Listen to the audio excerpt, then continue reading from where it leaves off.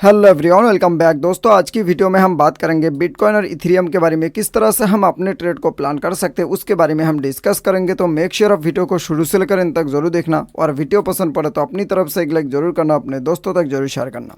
So friends, सबसे पहले हम बात कर लेते हैं बिटकॉइन के बारे में। बिटकॉइन को अगर हम 4 घंटे के टाइम फ्रेम में देखते हैं दोस्तों, जब लास्ट टाइम इस लेवल पे होल्ड करके अच्छा खासा पंपिंग मिला और जब मार्केट स्लोली करके यहाँ पे डंपिंग के लिए आया दोस्तों, तो यही डिमांड एरिया यहाँ पे क्रिएट हुआ। उसके बाद अच्छा खासा रैली दिखाया दोस्तों।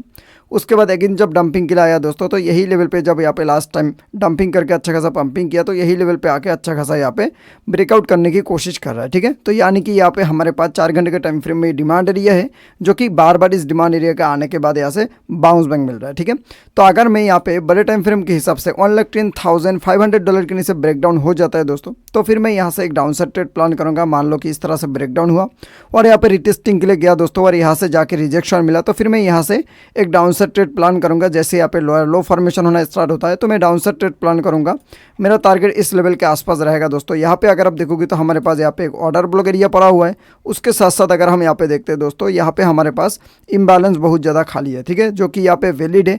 तो यहाँ पे हाईली चांस रहेगा जब यहाँ पे ब्रेकडाउन हो जाता है $1,10,500 के नीचे अगर ब्रेकडाउन हो जाता है, रिटेस्टिंग के बाद यहाँ पे अगर नीचे से ब्रेकडाउन हो जाता है, तो फिर ट्रेड के लिए हम यहाँ पे 1 घंटे के टाइम फ्रेम को यूज़ करेंगे दोस्तों। यहाँ पे अगर आप देखोगे दोस्तों, ऊपर से हमारे पास एक ट्रेड लाइन आ रहा है।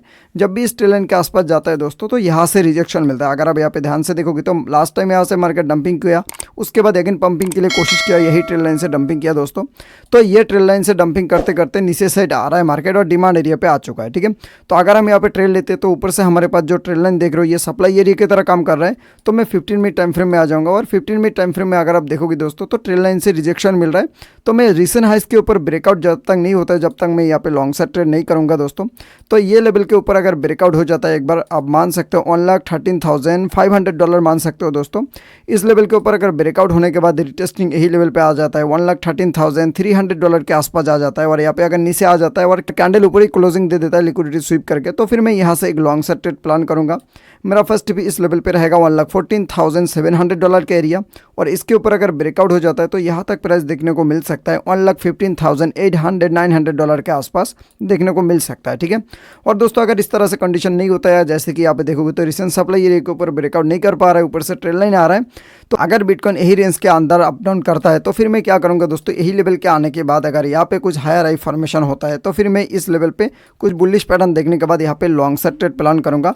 और सेफ साइड ट्रेड के लिए दोस्तों ये लेवल काफ़ी इंपॉर्टेंट रहेगा, क्योंकि ट्रेड लाइन भी आ रहा है, उसके साथ साथ सप्लाई एरिया भी आ रहा है। ठीक है, तो ये लेवल के ऊपर अगर ब्रेकआउट हो जाता है, तो फिर मैं यहाँ से लॉन्ग साइड ट्रेड प्लान करूँ। यहाँ पे ज़्यादातर चांस रहेगा दोस्तों अपसाइड के लिए, मोमेंटम के लिए। ठीक है, तो ये हो गया बिटकॉइन का क्विक अपडेट। अभी हम यहाँ पे बात करेंगे इथेरियम के बारे में। इथेरियम को अगर हम 4 घंटे के टाइम फ्रेम में देखते हैं दोस्तों, तो 4 घंटे के टाइम फ्रेम में क्या देखने को मिल रहा है, 4 घंटे के टाइम फ्रेम में यहाँ पे देखने को मिल रहा है दोस्तों, ऊपर से हमारे पास एक ट्रेड लाइन आ रहा है, जैसे कि मैंने बताया था बिटकॉइन के बारे में। सेम उसी तरह से यहाँ पे अगर आप देखोगे तो ब्रेकआउट हुआ है ट्रेड लाइन के ऊपर। ब्रेकआउट होने के बाद अगर हम यहाँ पे 15 मिनट टाइम फ्रेम में आ जाते हैं, तो 15 मिनट टाइम फ्रेम में रिसेंट सप्लाई एरिया के ऊपर भी ब्रेकआउट हो चुका है। ठीक है, तो यहाँ पे हमको एक रिटेस्टिंग चाहिए, जो कि यहाँ पे अगर आप देखोगे रिटेस्टिंग के लिए आ रहा है। अब ये रिटेस्टिंग 2 एरिया हो सकता है। ठीक है, तो यहाँ पे मैं फास्ट मॉनिटर कर रहा हूँ, यही लेवल पे आ रहा है। अगर आने के बाद $4,310 के एरिया जो देख रहे हो, इस लेवल पे आने के बाद अगर यहाँ पे होल्डिंग हो जाता है, तो फिर मैं यहाँ से लॉन्ग साइड ट्रेड प्लान करूँगा।